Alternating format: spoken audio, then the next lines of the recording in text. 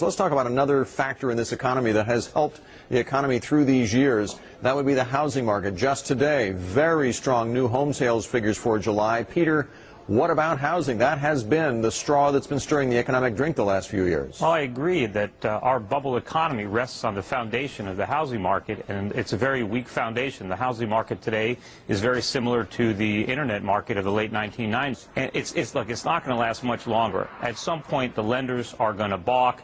Interest rates are going to keep on rising as more and more housing supply comes on the market. Eventually, the bubble's going to break.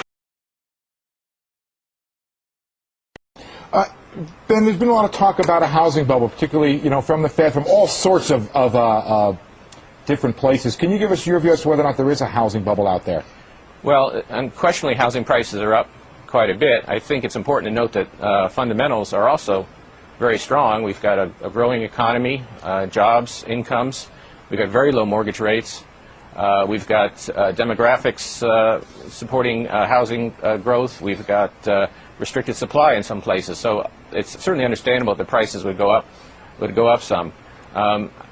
I don't know whether prices are exactly where they should be, but I think it's fair to say that much of what's happened is supported by the strength of the economy. Tell me, what is the worst case scenario? So we have so many economists coming on our air and saying, oh, this is a bubble and it's going to burst and this is going to be a real issue for the economy. Some say it could even cause a recession at some point. What is the worst case scenario if, in fact, we were to see prices come down substantially across the country?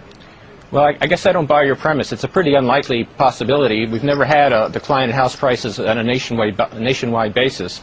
So what I think is more likely is that house prices will slow, maybe stabilize, might slow consumption spending a bit. I don't think it's going to drive the economy too far from its full employment path, though.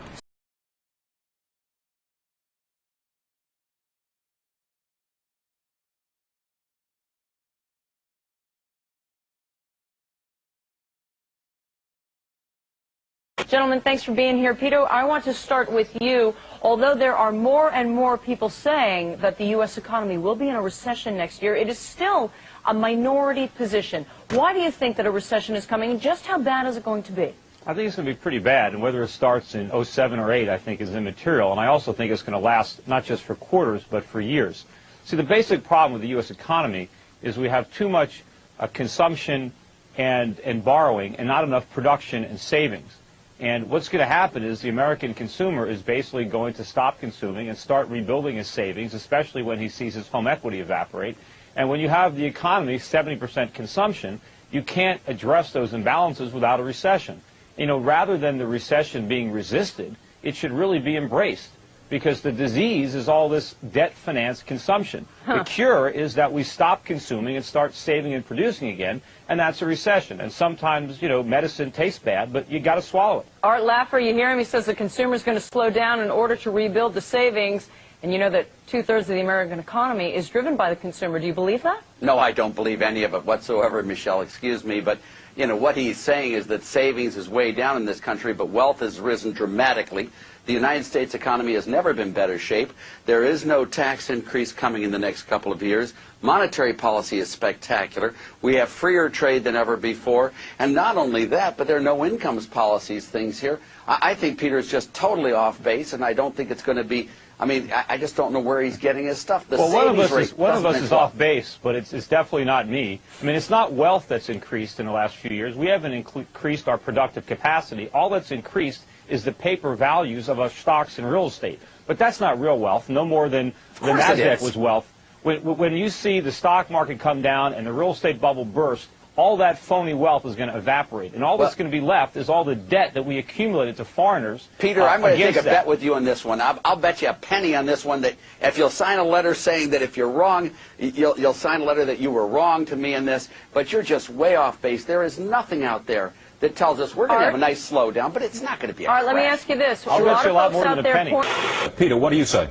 Well, today's home prices are completely unsustainable. They were bid up to these artificial heights by a combination of temporarily low adjustable rate mortgage payments, by a complete, absence of any lending standards, and by speculative buying. And what's going to happen in 2007 is a lot of these artificially low ARM payments are going to be reset upward. You're going to start to see both the government and the lenders reimposing lending standards and tightening up on credit, and you're going to see a lot of the speculative buyers turn into sellers, and these sky-high real estate prices are going to come crashing back down to earth. First of all, I have no idea what Peter Schiff is talking about. I agree with Tom. I think they're going to be probably up to about 10%. What artificial lending standard are you talking about? What's word to Peter? Most of the profits that people have in real estate are going to vanish, just like the profits in the dot-coms in 1999, 2000. It's a fantasy. People can't sell their house. The inventories are exploding all over the country. Houses are on the market for 6 months a year. There's no bidders. The price is going to fall through the floor. You guys are deluding yourself. We heard it. Think otherwise.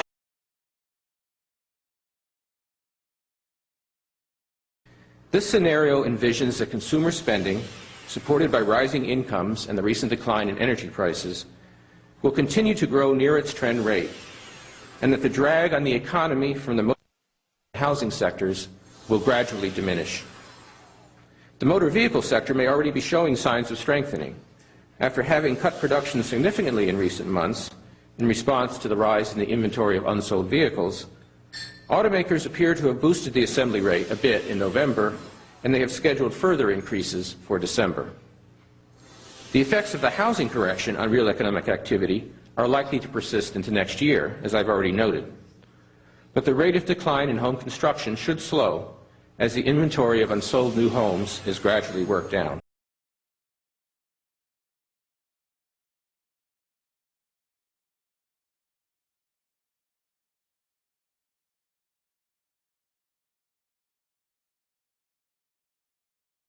Foreigners around the world have been lending us money for years. They're now finding out that we can't afford to repay. This is going to be an enormous credit crunch. The party is over for the United States. We cannot continue borrowing to live beyond our means and consuming foreign products. It's you must over. Be a left right at a party. Huh? No, I'm pretty fun at parties. Okay. I don't know. Let's talk about this. Dollars down. But subprime is tiny. Subprime is a tiny blip. It's not tiny, and again, it's not just subprime. It's the entire mortgage market. Right? All right. Well, Tracy, you're disagreeing with. Simply wrong. Well, you're simply wrong about that. No, I'm not. Charles, you were just speaking. What do you think? I think volatility is going to be here until we can look at the books of major financials, so that means until the next round of earnings, but I think the worst is over. Ben?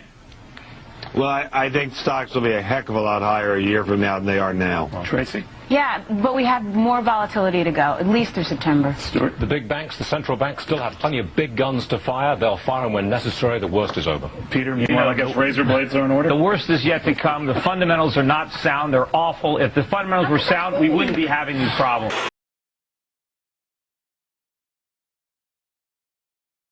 So we expect moderate growth going forward.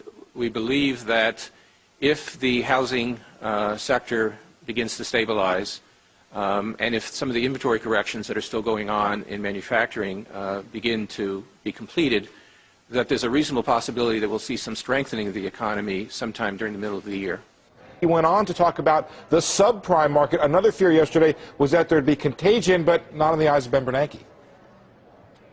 Our assessment is that there's not much indication at this point that subprime mortgage issues have spread into the broader mortgage market, which still seems to be healthy, and the lending side of that still seems to be healthy. The pace of home sales seems likely to remain sluggish for a time, partly as a result of some tightening in lending standards and the recent increase in mortgage interest rates. Sales should ultimately be supported by growth in income and employment, as well as by mortgage rates that, despite the recent increase, remain fairly low relative to historical norms. However, even if demand stabilizes as we expect, the pace of construction will probably fall somewhat further as builders work down the stocks of unsold new homes. Thus, declines in residential construction will likely continue to weigh on economic growth over coming quarters, although the magnitude of the drag on growth should diminish over time. The global economy continues to be strong, supported by solid economic growth abroad U.S. exports should expand further in coming quarters. Overall, the U.S. economy appears likely to expand at a moderate pace over the second half of 2007, with growth then strengthening a bit in 2008 to a rate close to the economy's underlying trend.